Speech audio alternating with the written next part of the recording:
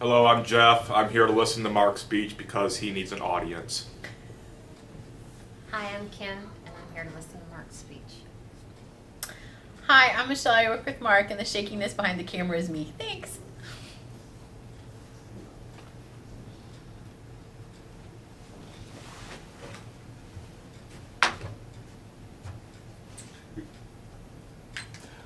Good afternoon. My name is Mark Miller. I'm here to talk about access to resources, access to mental health.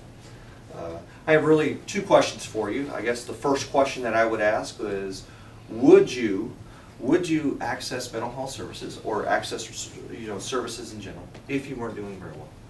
And I guess the second question is, would you help somebody access mental health services if they weren't doing very well? I've been married 15 years. And in being married 15 years, we've had our ups and our downs. In having our ups and our downs, at our 5-year mark, it really seemed like we were done. We were going to probably get a divorce, be separated. I mean, it was just really difficult, from finances to how we're going to raise the kids, all kinds of particular problems. And we ended up deciding many years later, at our 11-year mark, that we were finally going to go to marriage counseling. It took us 6 years to get in for services. And it took us 6 years to struggle and have difficulties in our marriage. I've been a mental health tech for 19 years. Probably the biggest thing for the speech for mental health is really, I've accessed services for myself, for my wife, and for my family. And I have adopted daughter that was part of the state system that she brought a lot of difficulties with her, and we accessed and got her care many years later. So struggling in your life with many difficulties and many problems can really cause great difficulty for you in your life. So really, if we can access care and get people on board to actually reach out for services, they might have a more resilient and more happier life. Today I'm going to really talk about is why people don't access mental health or resources, why resources are available to the what resources are available to the military family, and really, why is it good for us to really go to mental health or to access resources? First off, what are the problems? Why people don't access mental health or resources? Really, first off, culturally. WebMD talked about in their source of stigma, really talked about culturally we have difficulties getting in there. The Asian population believe they need to take care of their issues at a family or a central unit rather than actually seek services out there. And there's many different places in our culture that we actually decide to do that we actually pull back a little bit and don't actually do that. The other piece would be pride. Sometimes in our own that we think we can take care of our business and should be able to take care of our stuff in our lives, so we don't actually seek care. Seeking help can sometimes, in some people's eyes, be seen as a weakness. So if we actually see ourselves as going in being a weakness, we won't go in because we want to feel that we're actually strong and able to do things. The other one is, we find other solutions, whether it's playing video games, drug addiction, alcohol use, whether it's, looking at porn on the TV. We find other negative ways to kind of deal with our problems, and that's kind of part of the reason what stops us from actually going in.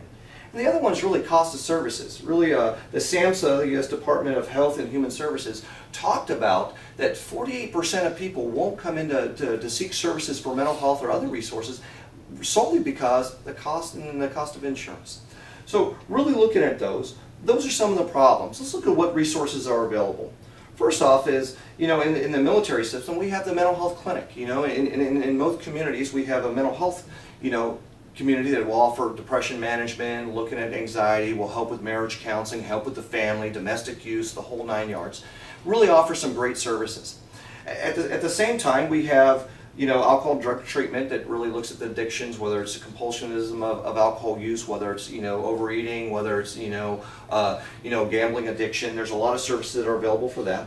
And there's some additional services. We look at chaplains, reaching out for the chaplain services, looking at Airman Family Readiness Center, looking at budgeting and establishing money. So there's a lot of stuff. There's also some very good courses that I'd like to talk about. And the first one is done by Markham, Stanley, and Bloomberg. They created PrEP, which was couples communication. And this particular thing teaches couples how to communicate and better their relationship. Me and my wife used this, and it was very successful. There's also healthy thinking courses. Basically, the National Association of Cognitive Behavioral Therapy really talked about CBT, controlling your thinking, and really getting to a point where you can control your thinking and get yourself to where you can actually set up your behaviors. So those are some of the reasons why, or some of the good things that are available for it. So we're here. What are some reasons why mental health or services or resources work? First off, not accessing care only causes more problems. Kind of like with a vehicle, if your car's leaking oil and you don't get it fixed, eventually going to break down. Identifying the problem early establishes putting yourself in charge and giving you control. Early intervention, the earlier you do it, the less of a residual effect you have in your life that could cause problems for you.